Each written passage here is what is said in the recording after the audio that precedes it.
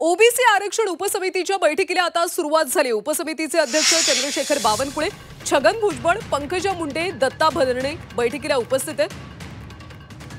गणेश नाईक आणि अतुल सावे हे उपस्थित होते। शिवसेनेचे दोन्ही मंत्री मात्र गैरहजर होते। संजय राठोड आणि गुलाबराव पाटील बैठकीला आलेच नाही। ओबीसी आरक्षण उपसमितीची बैठक आता संपली। माननीय छगन भुजबळ जी, माननीय पंकजाताई मुंडे जी, माननीय गणेश नाईक साहेब, आमचे ओबीसी मंत्री अतुल सावे जी, दत्ता भरणे जी या बैठकीमध्ये उपस्थित होते। या बैठकीमध्ये प्रामुख्याने कुठल्याही परिस्थितीमध्ये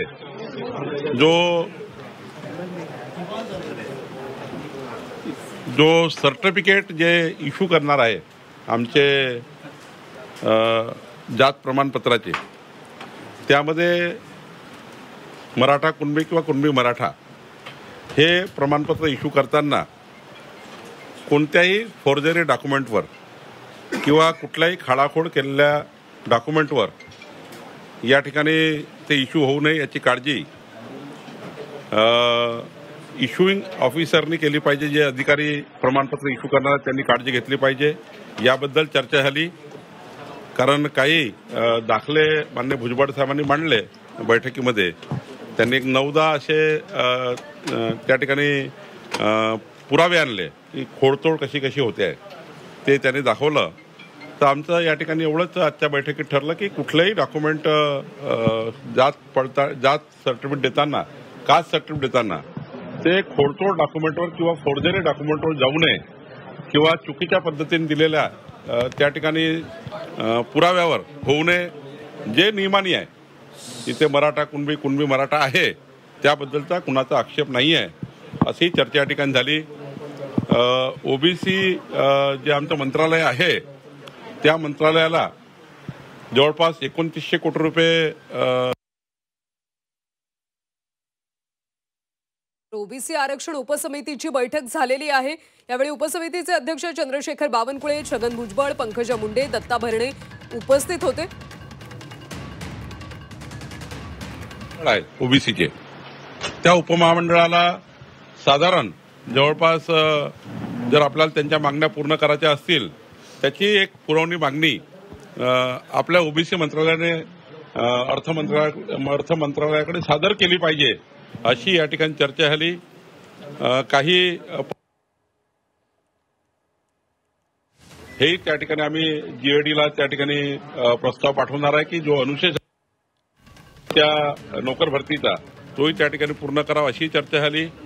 जवळपास 18-19 विषयावर चर्चा झाली आहे आणि एकंदरीत सर्वच विषय हे नियमात बसणारे आहे। आमच्या ओबीसी मंत्रालयाच्या माध्यमातून चालणाऱ्या योजना, यांना शिष्यवृत्ती असेल किंवा इतर योजना असतील, त्या सर्व त्याला कुठल्याही निधीमुळे त्या योजना बंद पडू नये। जवळपास शिष्यवृत्तीच्या सुद्धा मोठी थकबाकी या ठिकाणी आहे, ती पूर्ण करावी, अशी या ठिकाणी चर्चा झाली आहे। ओबीसी वसतिगृह जे आहेत, हॉस्टेल्स आहेत, ते प्रत्येक जिल्ह्यामध्ये असले पाहिजे। त्याच्या शासकीय जागा या 16 ठिकाणी अजूनही जिल्ह्यात शासकीय हॉस्टेलकरता जागा मिळाल्या नाही, त्याची चर्चा झाली। ओबीसीचे त्या ठिकाणी विभागीय कार्यालय त्या ठिकाणी झाले पाहिजे, याची चर्चा झाली। जवळपास 18-19 मुद्द्यावर आजच्या बैठकीत चर्चा झाली आहे।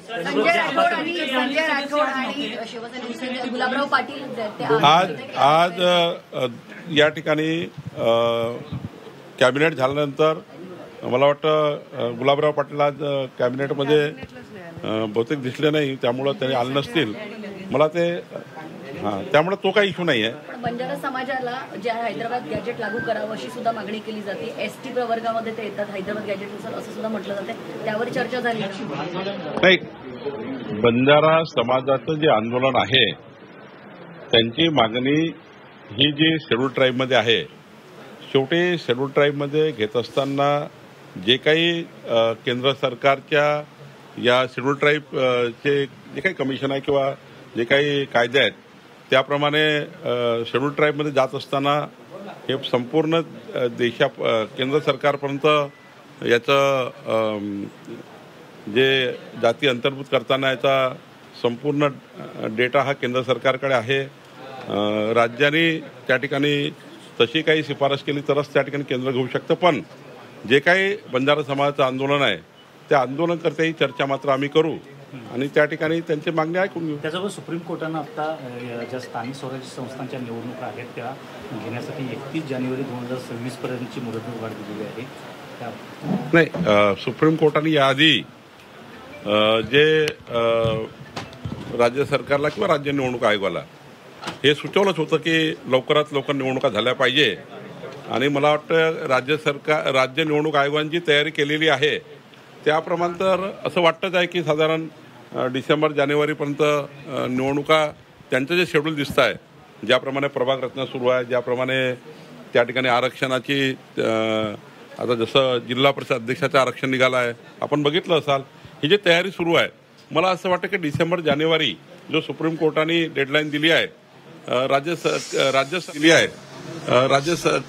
सरकार जे काही आवश्यक त्याला जे काही निवडणूक आयोगाला जे काही मनुष्यबळ पुरवावं लागतं किंवा जे काही राज्य सरकारची मदत राज्य निवडणूक आयोगाला द्यावी लागतं ती तर मिळणारच आहे. तर राज्य निवडणूक आयोग मला असं वाटतं की सुप्रीम कोर्टाच्या निकालाप्रमाणे आपली प्रक्रिया पूर्ण करेल.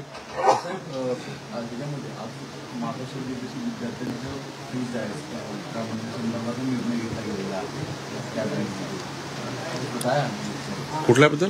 विद्यार्थ्यांच्या संदर्भातली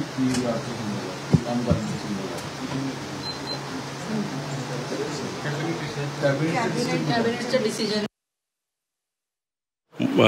मला वाटतं आज शिष्यवृत्तीबद्दल चर्चा नाही झाली, पण निर्वाह भत्ता जो विद्यार्थ्यांना निर्वाह भत्ता ओबीसीतल्या जातो समाज कल्याण व्यक्तिगत स्वच्छतेसाठीचा तो वाढवून जवळपास दुप्पट करण्यात आला. नाही, त्याच्यामध्ये एवढंच सांगितलं आहे की अनुसूचित जमाती आणि शेड्यूल कास्ट या दोन्ही जमातीमध्ये सारखेपणा असली पाहिजे. ती सारखेपणा यावी एवढंच त्यामध्ये म्हटलेलं आहे. म्हणजे शेड्यूल कास्टच्या सवलती आणि शेड्यूल ट्राईबच्या सवलती या ज्या त्यांच्या बजेटेड आहे त्या बजेटेड आहेत. फक्त यामध्ये कुठलाही डिफरन्सेस राहू नये. शेड्यूल ट्राईब आणि शेड्यूल कास्टच्या एकंदरीत शिष्यवृत्ती किंवा कुठलीही योजना ही सारखी असली पाहिजे याबद्दलची चर्चा झाली.